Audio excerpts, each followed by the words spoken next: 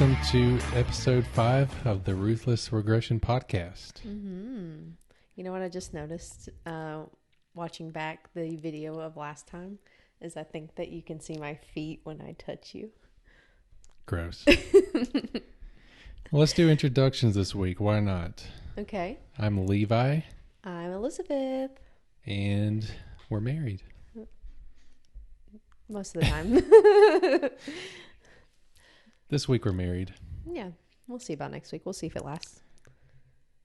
It's been about a week since our last episode. Mm-hmm. How's your week been? Pretty good. Last week we were coming off a vacation. This week has been super busy in a productive way.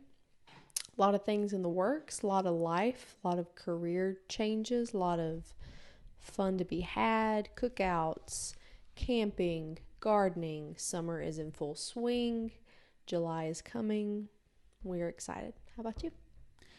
Good. We had a nice summer party. Mm-hmm. Got some some volleyball in. Mm-hmm. Had some family and friends, some good food. Yeah, life feels pretty good. Wrestling has been good, present and past. I would say so. Swag. We do. If you're watching the video on YouTube, yes. Little plug. Yes. We do have some new swag. Just came in the mail. Yeah, we're getting prepped for upcoming SmackDown in like 3 weeks, 3-ish weeks. Thereabouts. We're going to a SmackDown in Raleigh. Mm-hmm. We haven't talked about this, but we'll probably do an episode after that. Yeah, sure. As well. I think the live experience is very different, so might be fun to talk about. Yeah, I think so. So we were lacking on swag from SmackDown people. So we got LA Knight. You got the LA Knight, yes, who was a SmackDown star, and yes. I have on The Undertaker, who once upon a time did wrestle on SmackDown. Yeah, it still counts. I associate him more with SmackDown than Raw, so okay, it works out. Yeah, and then we got a Brock Lesnar, which I don't know if we'll wear or not, but I just wanted to have it. It was a cool shirt. Yep, got the country ass kicking shirt. Yeah, that'll not be really my weightlifting shirt. Yeah. All right. Any other news? I don't think so. Just check us out on YouTube if you haven't already and you want to. Yeah. Otherwise, we're going to be here mostly every week talking about the Ruthless Aggression era. We're kind of taking it one episode at a time. This week, we're talking about Monday Night Raw on July 1st of 2002. We're in Manchester, New Hampshire this week, sticking to the New England area. Manchester. Actually, no, we were in Chicago last time. We're in the northern parts. Okay. Doing a little northern tour before Vengeance. I thought they mentioned like Maryland. No, I think I'm getting present and past day mixed up. I don't know why I remember this, but they're doing SmackDown in Boston. Okay. The next show that we cover. Oh, okay. So later this week. Okay. All right. In history. Okay. For all of our non-wrestle fans who are watching out of obligation / morbid curiosity, I'm going to have you go ahead and pause the video. You don't have to watch the wrestling episode. We won't hold it against you. But if you want to get in the mood, if you really want to you want to be there, go ahead and search Across the Nation by the Union Underground. It's the theme song for Monday Night Raw at this point. Just want you to go ahead and put that jam on. I want you to get in the mood, feel like you're there. Or maybe you just watched the episode, hopefully, and you heard it at the very beginning. That's ideal, but it's not required. Hey, give the song a listen. It's a great song, so it's a pretty good song. It's not going to hurt. Absolutely. Across the Nation. What's the name of the song? Yeah, by the Union Underground. Gotcha. I have no idea what else they've done. Kind of a one-hit wonder, I'm going to assume. Probably. But it's a good song. What a hit it was. Yeah, it's a good song. Get you in the mood. So we open with Paul Lesnar, or have I skipped Ed? Paul Lesnar. Paul Heyman and Brock Lesnar. Is that their like married couple name? I saw Brock on my notes and I just went to Lesnar. Paul Heyman and Brock Lesnar. Yep, we got Brock and Heyman. Were they backstage or are they in the ring? I think they come in the ring. Yeah, I thought they were in the ring. Yep, they come out and basically talking trash about RVD, who Brock had some beef with last week. Yeah. Lost to him last week, technically, through disqualification. And this is all coming from Paul Heyman, because Heyman is Brock's mouthpiece for the most part. Yeah. So a little maybe insider scoop for, again, the non-wrestling fans. Paul Heyman is kind of a larger set fella. He's kind of like a henchman, I guess you would call him, or maybe a handler. Handler / manager is kind of his role. So guys or girls who come in and have a lot of talent but don't necessarily know how to entertain as far as like on the microphone. Yeah. Might get someone like Paul Heyman, because that's his main skill, is being able to talk you up on the mic. Yeah, he kind of rouses them up. So like in past era, what he's doing with Brock Lesnar is he's kind of acting as his manager. So like when the show opens, Paul Heyman is like, oh, you can do it. You can beat this guy. He's kind of a little bit of smack talking, but also he's trying to rouse things up, I think, but both with Brock, the wrestler, and then the crowd too. Because Brock's really cool. He's really big. He's really strong, but he's not really dynamic on the mic. He doesn't have much of a personality. At this point. Yeah. I think, so obviously, if you don't know, Brock Lesnar and Paul Heyman are still very relevant today in today's WWE. Brock Lesnar's improved a lot on the mic, I would say. He doesn't have handlers or managers anymore, but Heyman still kind of does that role, but for Roman Reigns, but not. Obviously, Roman doesn't need him to do that, so it's more of a it's a different kind of role. Okay. But maybe that's for a different time. Okay. Before we get off the Heyman track, I wanted to ask if you knew. I didn't do any research, but I can if you don't know.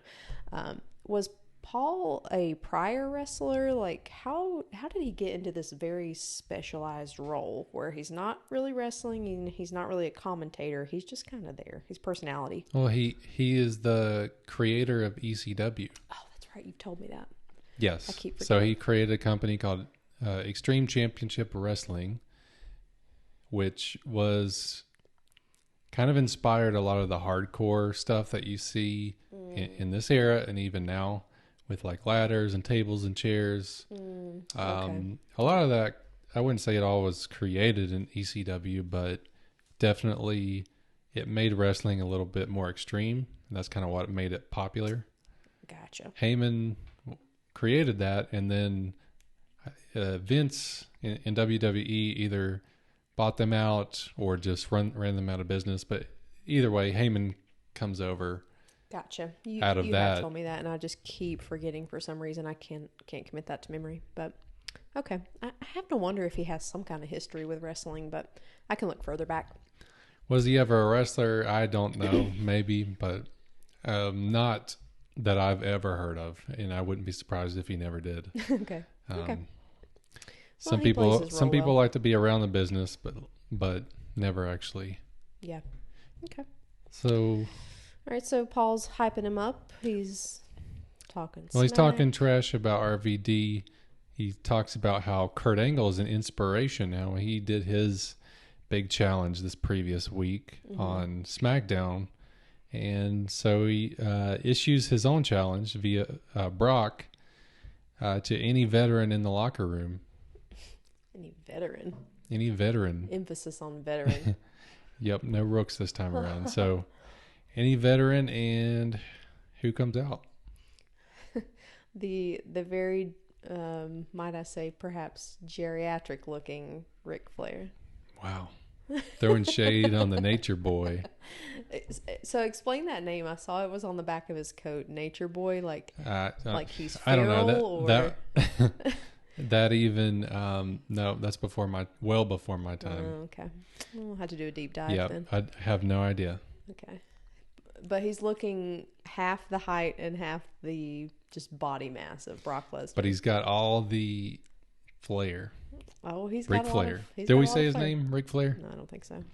Ric Flair. Probably heard of him. I mean, he was one of the most popular wrestlers in whatever decade he was in. But I mean, sometime in the past. He's still around at this point. He is looking a little older, but I will say I feel like he's always looked old just because of he's got the beachiest blonde hair. Yeah. It's almost white. Yeah, and he's real tan. And he's very tan, so I think he looks older than he even is. Yeah. Kind of throughout his whole career. He certainly doesn't have the bodybuilder physique that like a Brock Lesnar has, or RVD, the meaty guys. No, but as we saw in this match, he can still go. Yeah. A little bit. It was pretty good.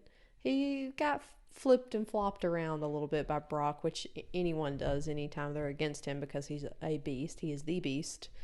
But yeah, I mean, he held his own okay.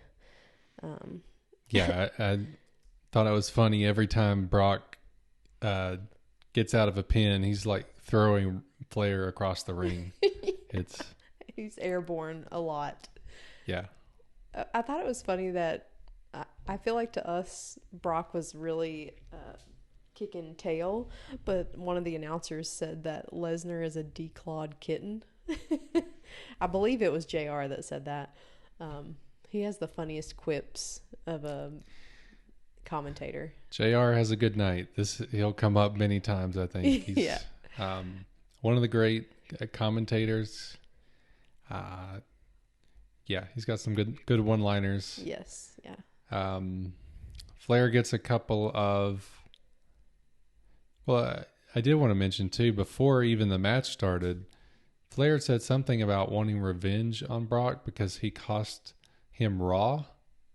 Like, there was some kind of Raw... And we didn't see this. This was before we started covering episodes, but apparently he had some match with Vince, and then I guess Brock interfered and cost him the match. But anyway, some little weird background flavor to this match. Yeah. One thing that I like so far about going back to Ruthless Aggression as compared to present day, and this comes up all throughout this episode, is they do such a good job of having motivating factors and also setting up the next week's matches. Yep. It feels very fluid and like there's something that's driving the plot, if you will. It doesn't feel like present day. A lot of times I feel more so with the Roman Reigns plot line. Oh my God, you're such a hater. I said more so, not all the time. You're such a hater. But it feels like more so present day. There's not that much like driving each week, like setting up matches. I disagree. They do that every single week. If you pay attention and actually watch the shows, they're setting up matches every week. They're every now and then you're going to have one that's like kind of out of nowhere, but this is not going to age well, but think about Ricochet versus Shinsuke Nakamura this last week. That was set up the previous week and the previous week. I'm not saying they don't do it present They do day. it very often, is what I'm saying. Okay, well, what I'm saying is I feel like when they do the mid-rolls or whatever, the little videos, that drives it home more. As opposed to present day, I'm going off on a tangent. Present day, they do those little vignettes, but a lot of times it feels like they are doing conflict for like the present episode, or they're like KO and Sammy are talking about something that happened like last episode and they're talking about it now. But I feel like as we're going back and watching these, and maybe I'm just paying more attention, I'll give you that. It feels like they're talking about, oh, I'm going to do that next week. And like they're propelling it forward a little bit more. I'm sure each episode is different. I'm just telling you my opinion. Okay, that's your opinion. I'll leave it at that. Okay. I wanted to point out too, Brock looks so much more like athletic and dynamic than we're used to. Yeah. In the modern era, because nowadays he's more of like he's certainly still athletic, but like he just looks so fast. He's got all these different moves. Mm-hmm. Nowadays it seems like he kind of goes back to like Suplex City. Yeah, he stays and low. F5s. He sticks to his like few things. Mm-hmm. But anyway, he wrestled okay. Brock is a great wrestler. I think that he just lacks a little bit of the, like we're saying, personality. But even watching him now when he's newer, he does a great job. I mean, you see why is where he is. Yeah. He fights well. He kicks the crap out of Flair. He wins the match. There's really no surprises there. I think we should move on to the next thing, which is the Diva segment. Mm-hmm. Don't love these types of segments, but this was a lengthier one. Hey, there was no nudity, no lingerie, and no I disagree. Boy baiting.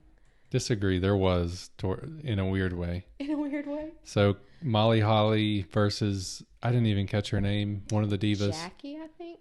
Jackie. Okay. I'm not sure of the last name, but just Jackie something. Jackie. They're talking trash backstage. It's the same thing where like Molly is not playing into this diva thing. The diva is going to tease her about it. Molly drags Jackie out to the stage and they have a little brawl. Yeah. They end up in the ring. Molly's beating down this poor girl. And then Molly's headed out, but then Trish Stratus comes in. Yeah. And gets her back a little bit and then pulls her pants down. Oh, I guess I looked away. You didn't. So this is what I was talking about. So Trish pulls Molly's pants down and she's got, in quotes, granny panties. Oh, I see. And they're all making fun of her. Okay. Yep. Yeah. See, my brain does this fun little thing where if I don't really care about something, I just kind of stop paying attention. And that's probably what happened at that point. Yeah. These moments are so much worse because King is just being like a total scumbag about it the whole time. Did you notice he had on a shirt that said like I did, Diva Talent Scout or something? Show me your puppies or something. Yeah, it's gross. Funny and disgusting at the same time. Yeah, it is gross. But just okay, shining moment, I must say, I love the name Molly Holly. It rhymes, it's catchy. I like her. I like that she's a little bit more bad. She's a little bit like, we're going to wrestle, we're not going to take our clothes off. So she's really in the running for one of my favorite female wrestlers, at least, of this time. So I'm liking her. And that's funny because that's kind of like the opposite of what you were supposed to feel like. Mm-hmm. So going back and rewatching this, it's a whole different perspective because Molly's kind of the one that's in the right here. Sure. She's just trying to do her thing. Sure, she could be kind of a jerk about it, but yeah, but she wants to wrestle to be a wrestler, not to be like a Playboy bunny model. But I tend to root for the underdog anyways. It does make you wonder if somebody was just trying to like subtly send that message of like, all this is BS. And yeah. Everything starts as a joke, right? And then it's like, hold on. Well, but all the best villains are technically right, aren't they? They're just kind of a jerk. Just a little bit.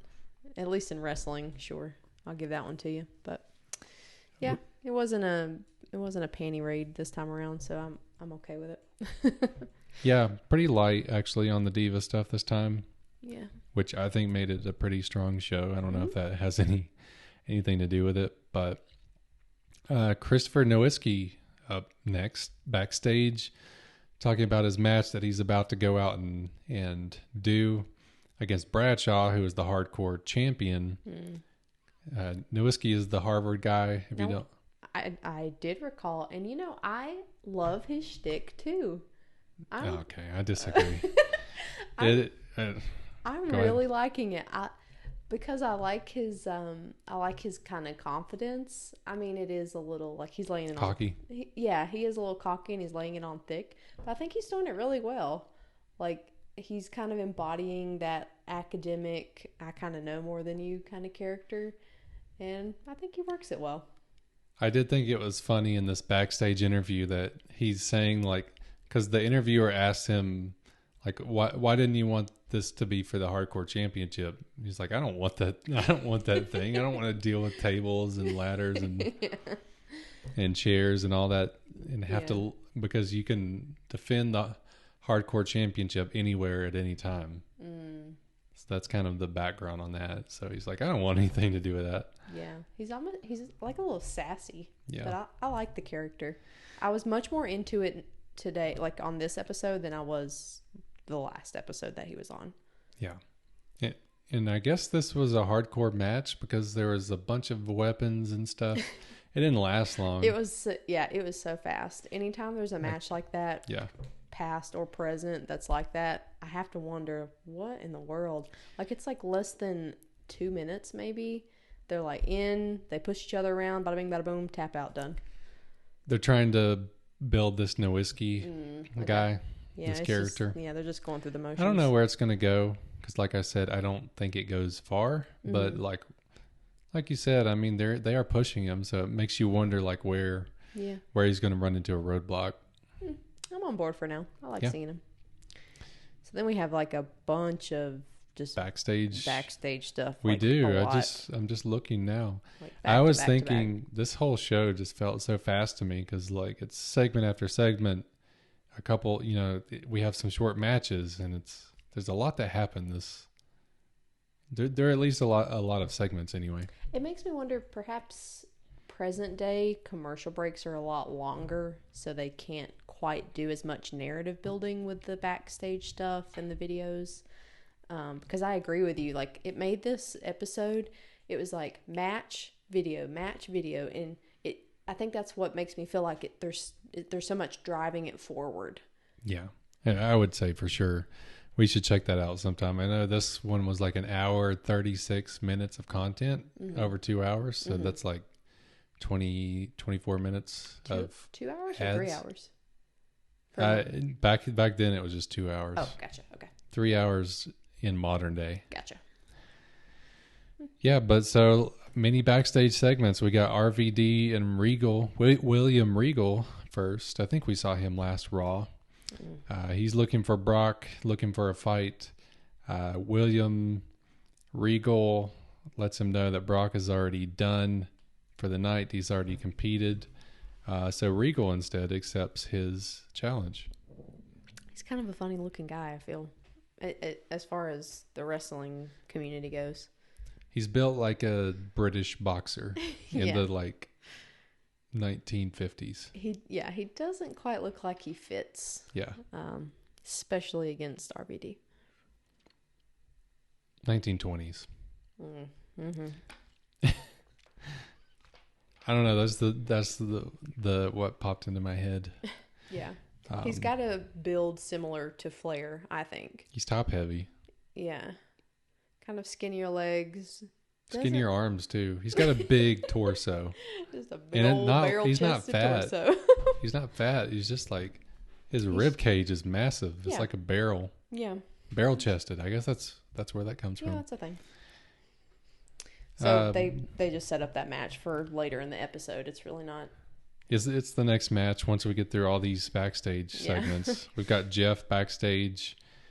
He's talking to an interviewer as well, talking about the Undertaker match and how like he's going to be out of his element.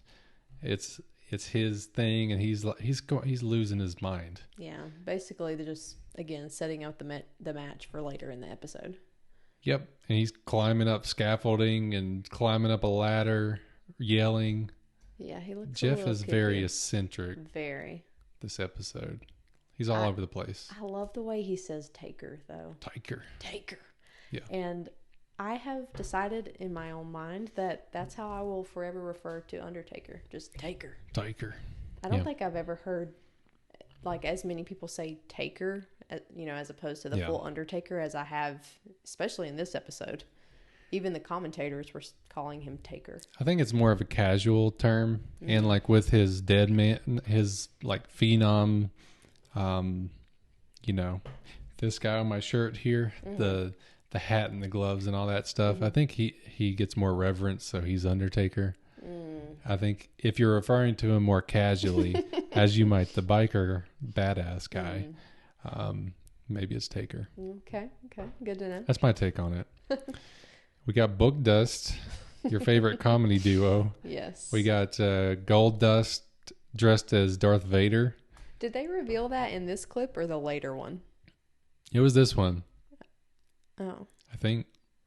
I don't know. He comes out and he does it again when he takes the hat off. Yeah, there are two. This is the first of two. I'm going to call him Darth Dust. For this episode. Okay. What do you think? Sure. Okay.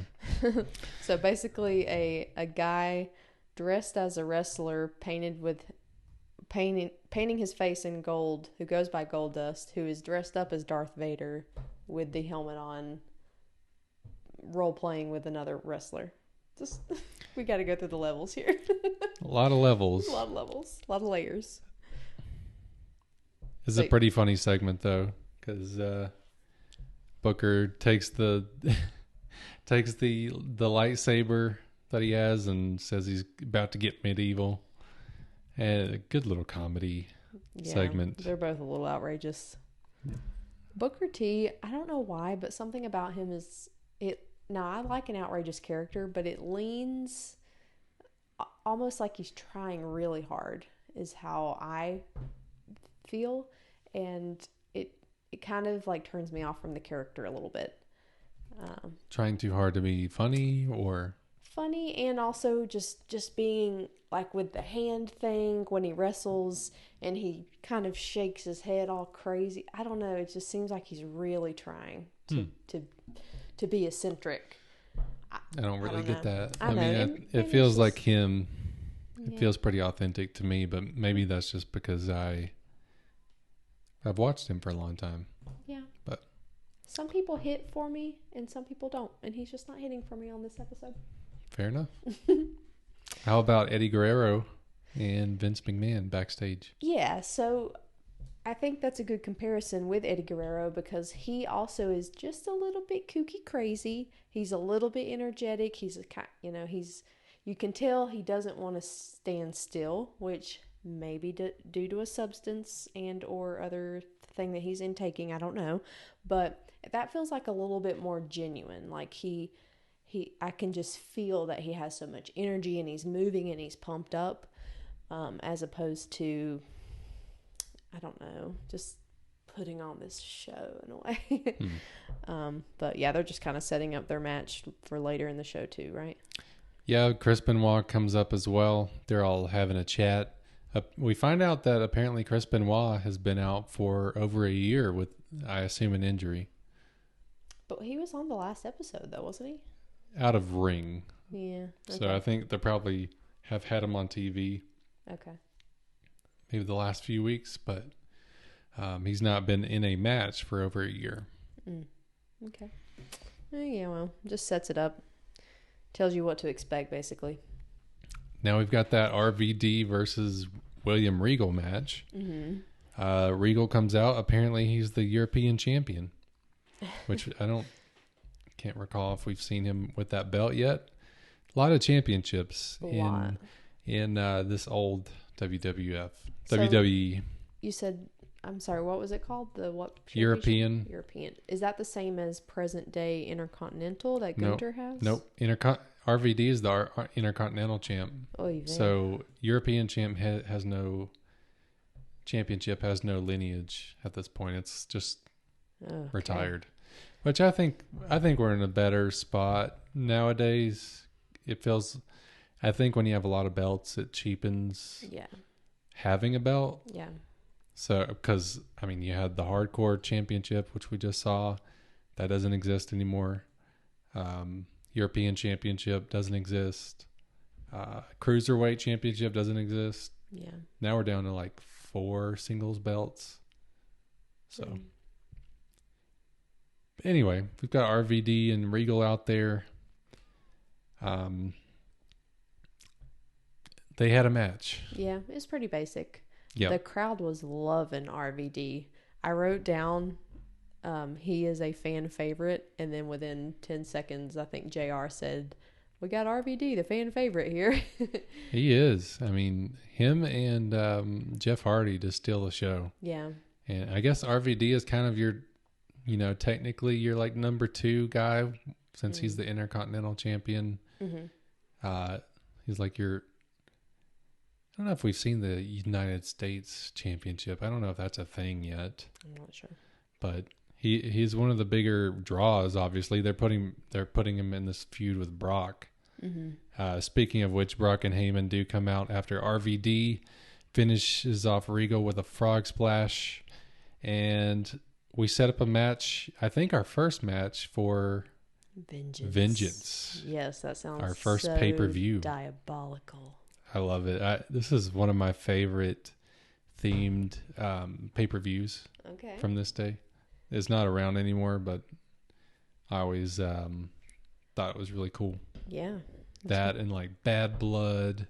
There's a lot of cool like themes on pay-per-views that I kind of miss. Yeah. I think when we get to that, and I mean, we're 3 weeks out from it as of this episode. I think when we get to it, there's going to be some great matches.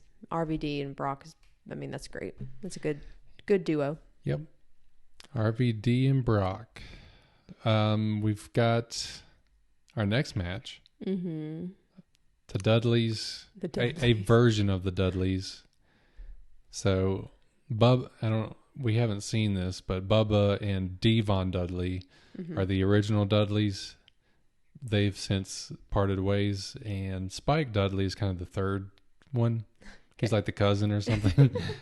He's a little scrappy looking. Spike, yeah.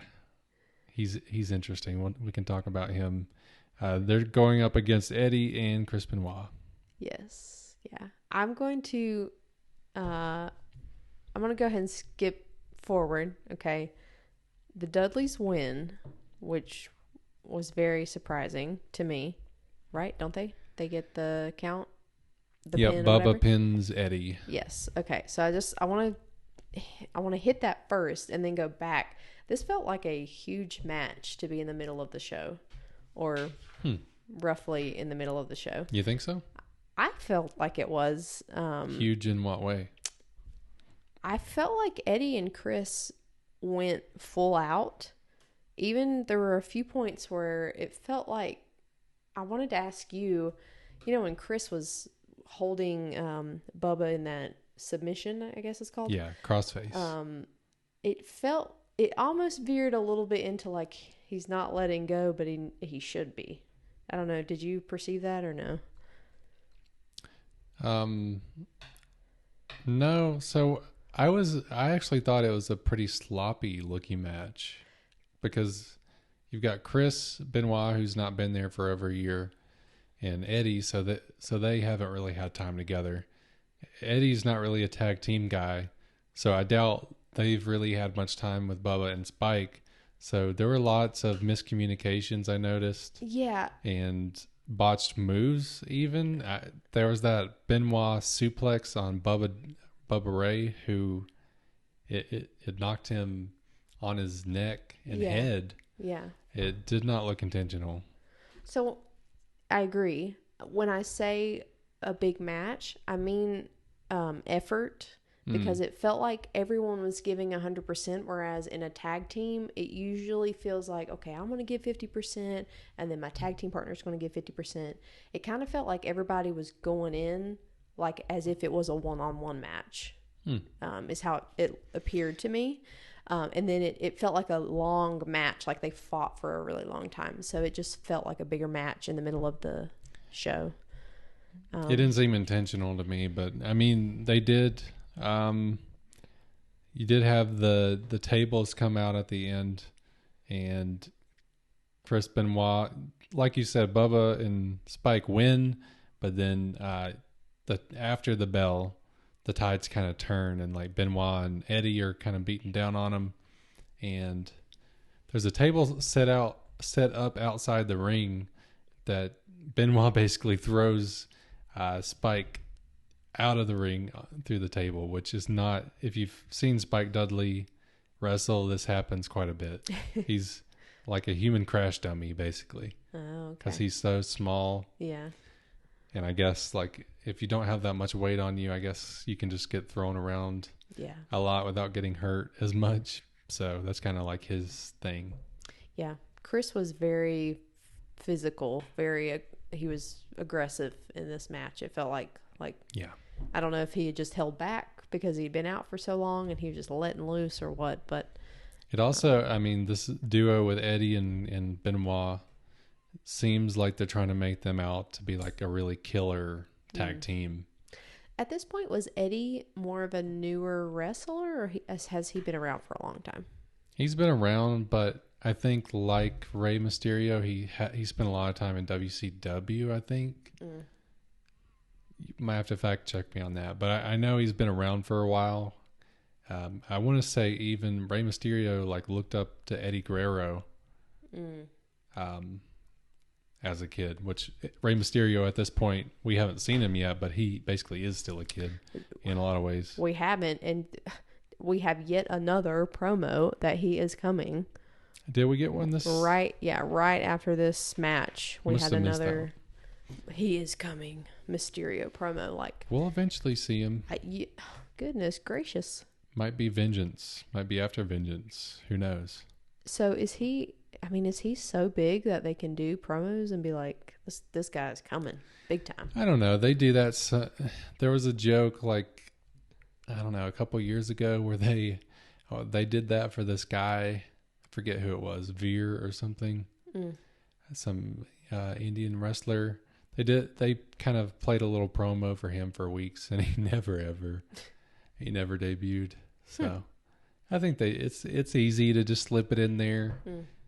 I guess it's like low effort, like getting you familiar with someone before they debut. Building hype, I guess.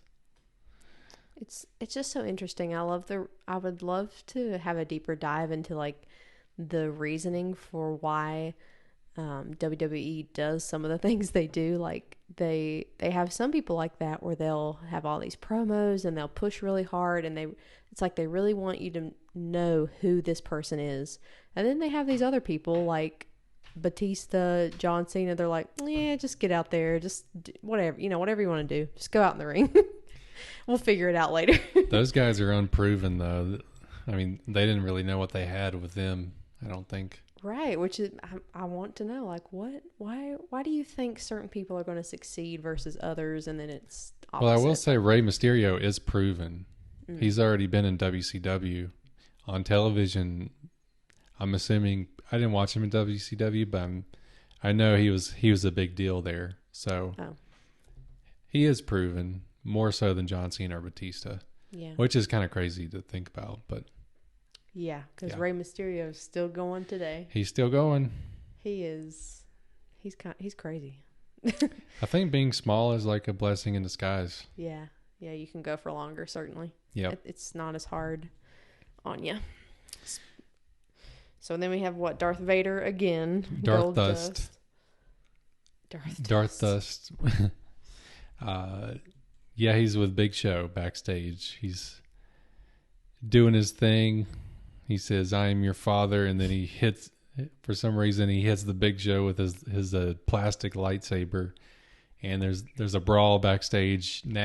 Kevin Nash comes up to help him out. Basically, Goldust is out of Darth Dust. Goldust is out of action for the rest of the show. Yeah, and he tells Big Show, "We got one of them. Go get the other one," referring to Booker T. "Get the job done, or I'm going to come out there and kick your ass." Yeah, a lot of NWO infighting, intrigue. NWO, they're a family, but there's some tough love. They're an actual family? No. So at this point, well, I won't skip ahead. I'll wait for that one. Yep, we got more of that coming up. Yeah. Undertaker or Taker, backstage interview. Talking to an interviewer. He's trash talking everybody. He's trash talking Kurt Angle, who he's going to face at the next SmackDown for the Undisputed title. provided that he still has it. And also trash talking The Rock still. He's not over King of the Ring yet. The interviewer points out that he's never been in a ladder match, and Undertaker gets offended and ends the interview. He's offended. Offended. Taker has been offended.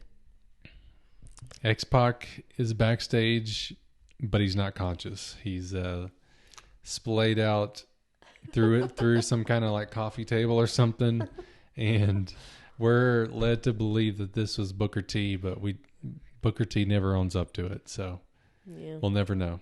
Yeah, they're just getting it set up for the next match. And Big Show is back there, witnesses it. He's really angry. He's coming out for his next match against Booker T. And yeah, we have Booker versus Big Show. Yeah. Weird intro for Big Show. Yeah, because they do the beginning of his intro like, whoa, you know, and then they start playing the NWO kind of guitar. I am not a big fan of like the black and white.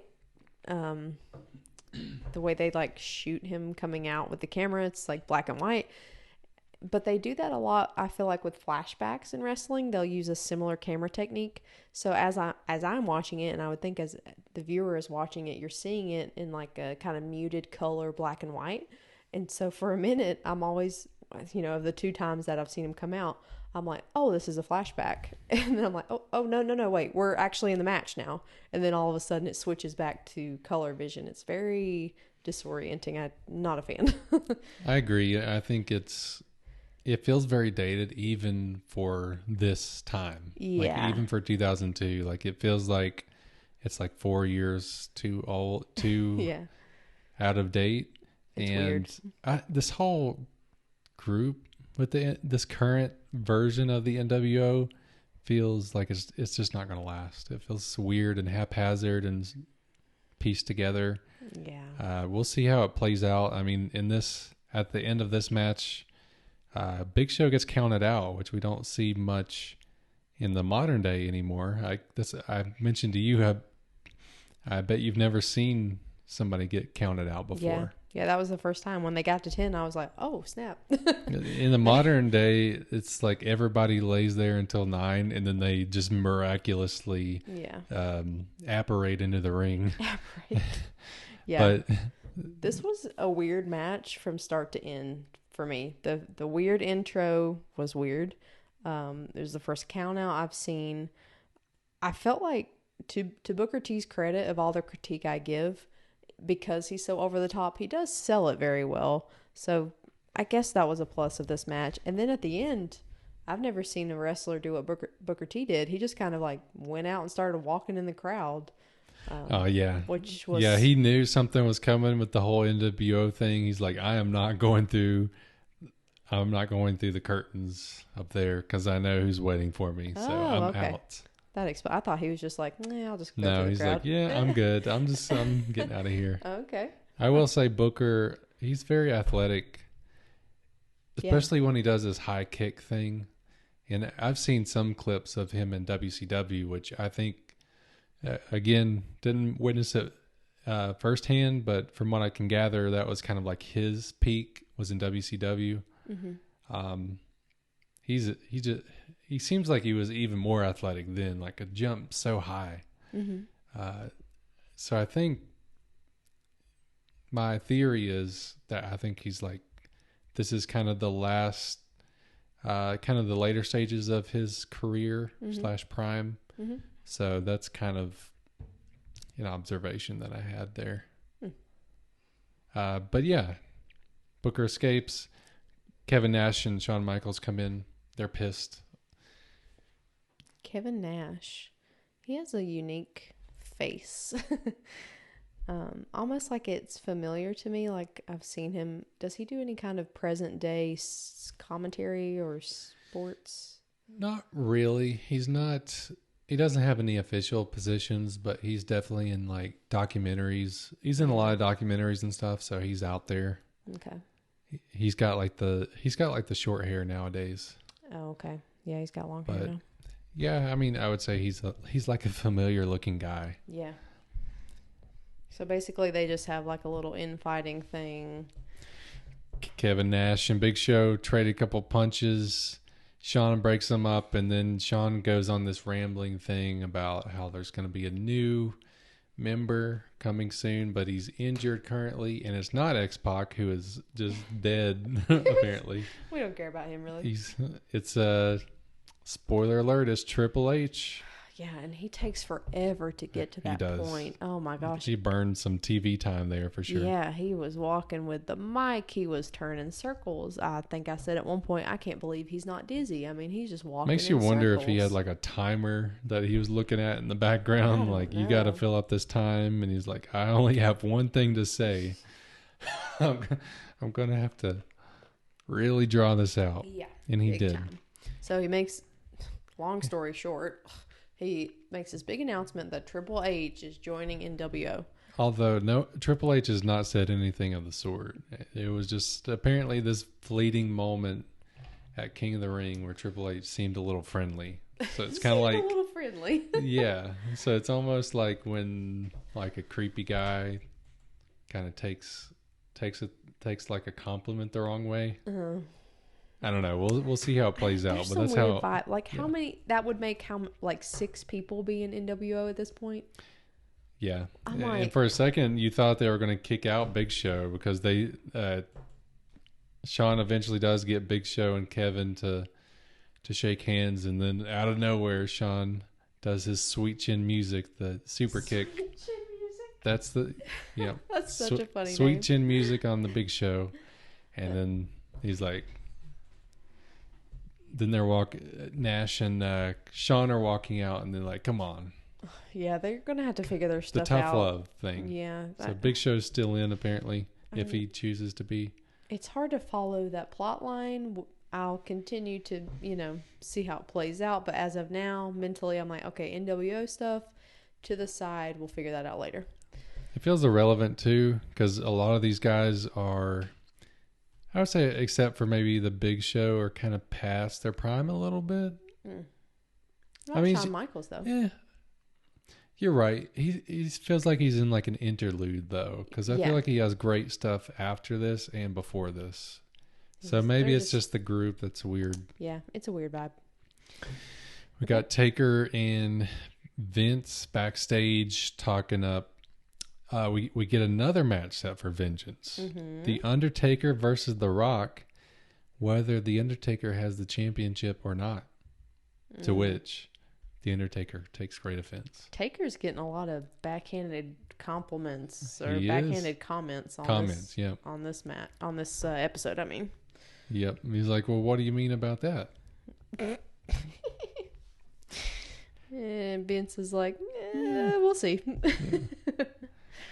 We got Jeff Hart, or both of the Hardys backstage, the Hardy brothers, boys backstage, and we see that Lita is back. She's got her neck in a cast. I think she broke her neck or something.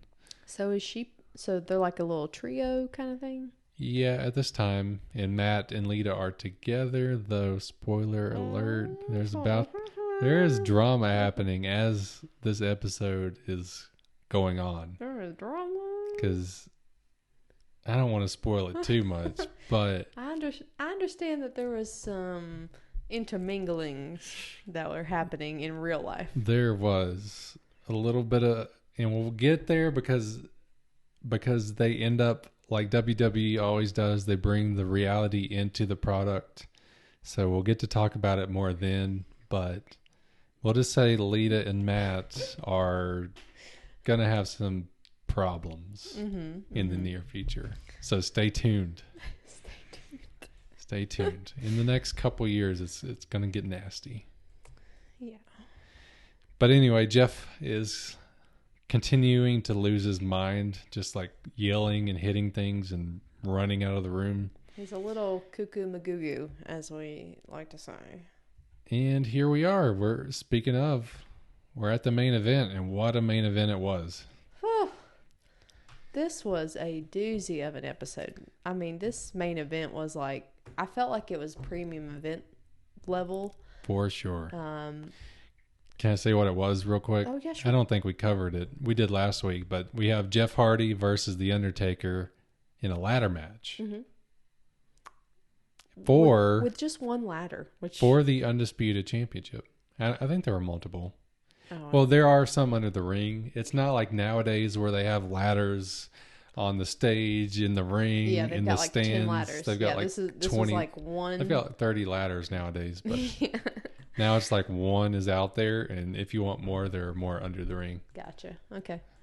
But I when Jeff came out, like He looked wow, like he just took a hit off of something, and he was he was buzzing. He was glowing. He had like glow paint all over him. He's doing his dance. He is vibing. He was like at a rave on ecstasy. I wouldn't be surprised if he was mind. on something, but he For sure. he looked super cool.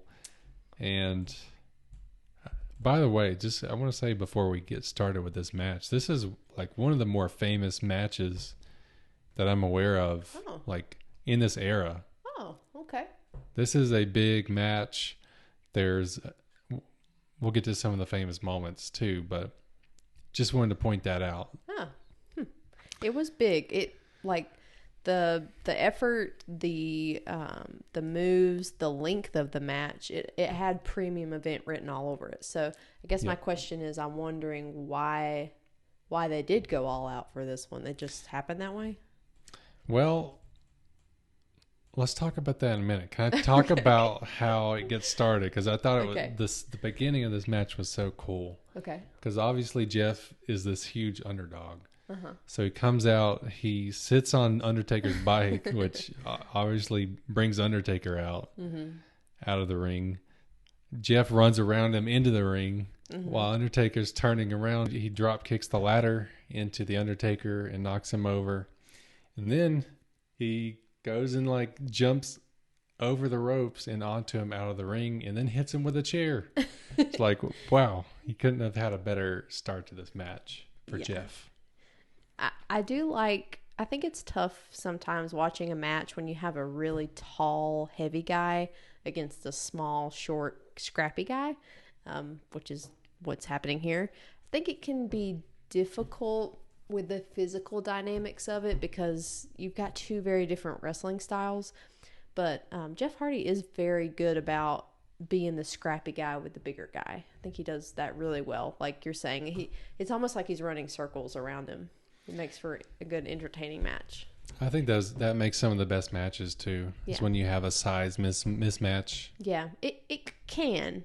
But I feel like I've seen a lot of matches more present day where it just doesn't look right. It's not working for me anyway. Okay. So what's next? I would say it's mostly an Undertaker beatdown for a good while. He does have a chance to get up and grab the belt. He's climbing the ladder. He looks at it. He looks at Jeff. Jeff isn't quite down yet. He's still standing. I think that's where... Which is the theme of this match. Jeff is still standing. Yeah. And so Undertaker says, no, I'm not done. Jeff took a lot of pain. You're going to hate me for saying this. Oh, my God. Okay. I felt like Taker didn't fully sell the... It was difficult to watch him like totally, just beat Hardy down with the chair, with the ladder, throw him over, have him on the ground, go up the ladder, and then on the final step, look down and be like, well, I guess I got to beat him up some more. You know, like, it's like, what are you doing?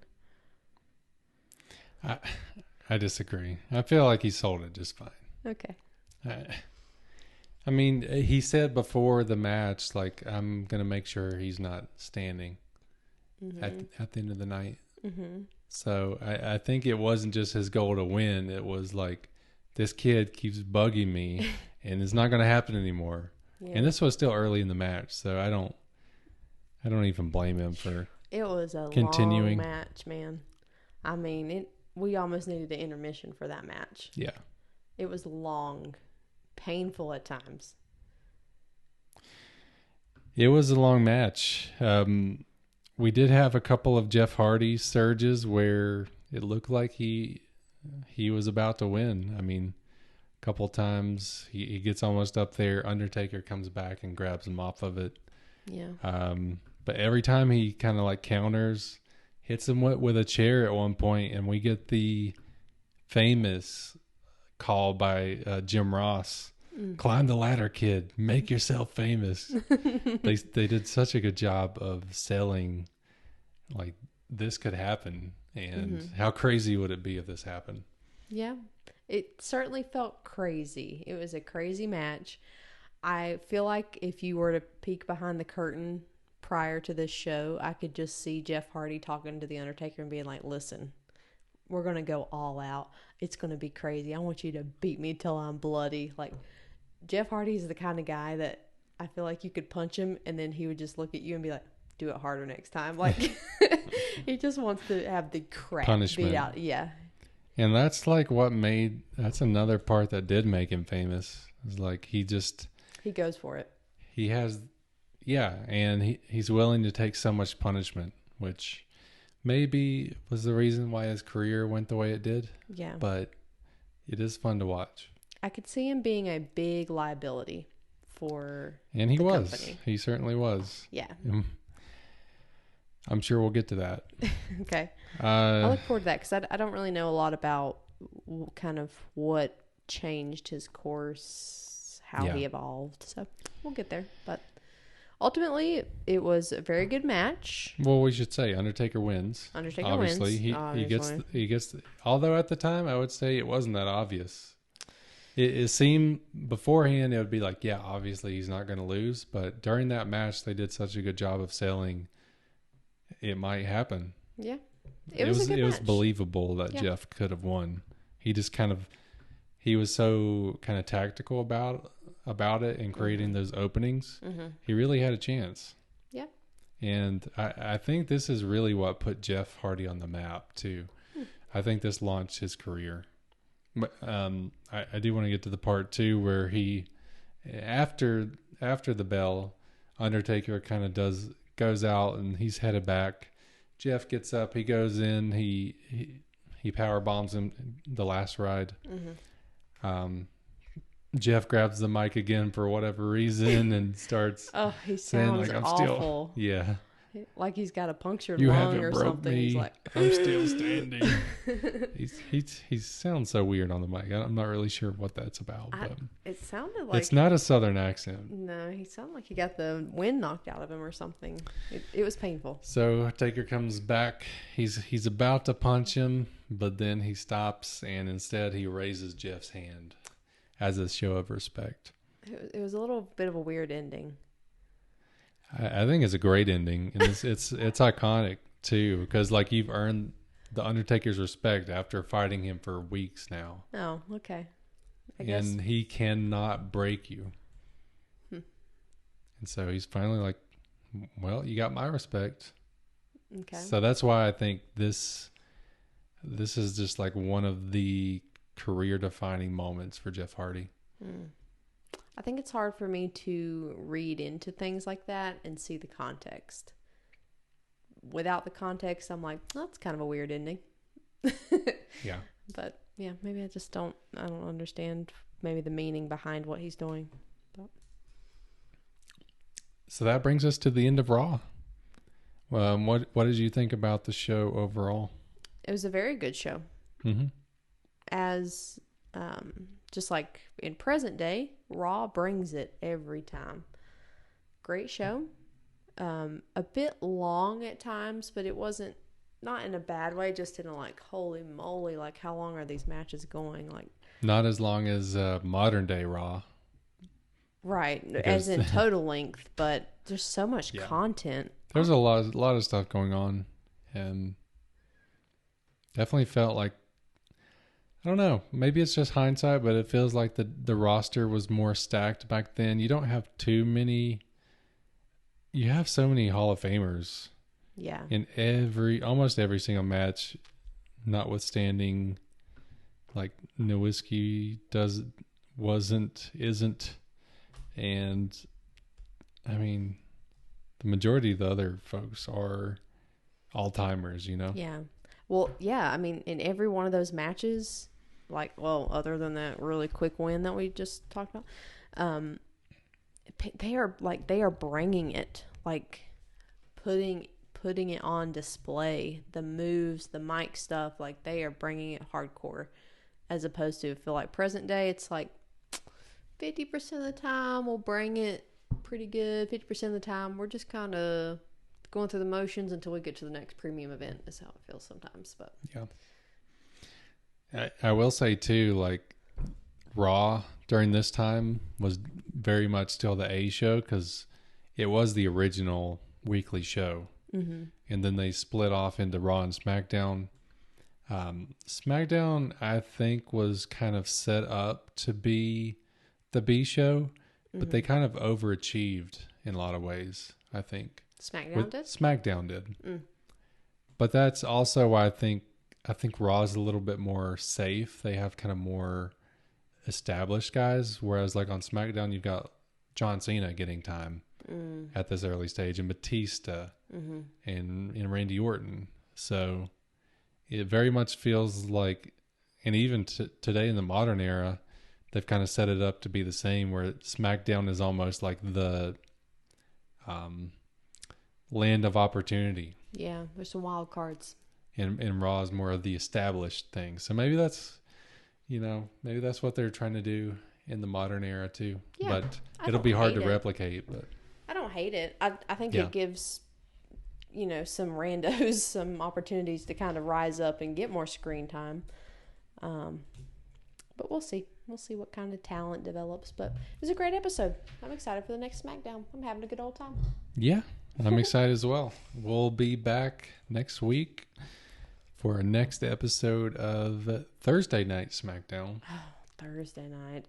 That just does not roll off the tongue. I know. I don't know why that is. Thursday night versus Friday night. Yeah. It's in my head, it's Friday night SmackDown. It's been Friday night for a long time, but I don't know what I like better. It was kind of nice having something to do on Thursdays. Yeah. But I don't know. Yeah. All right. Until we see you next time. Thanks for listening. We'll see you next week.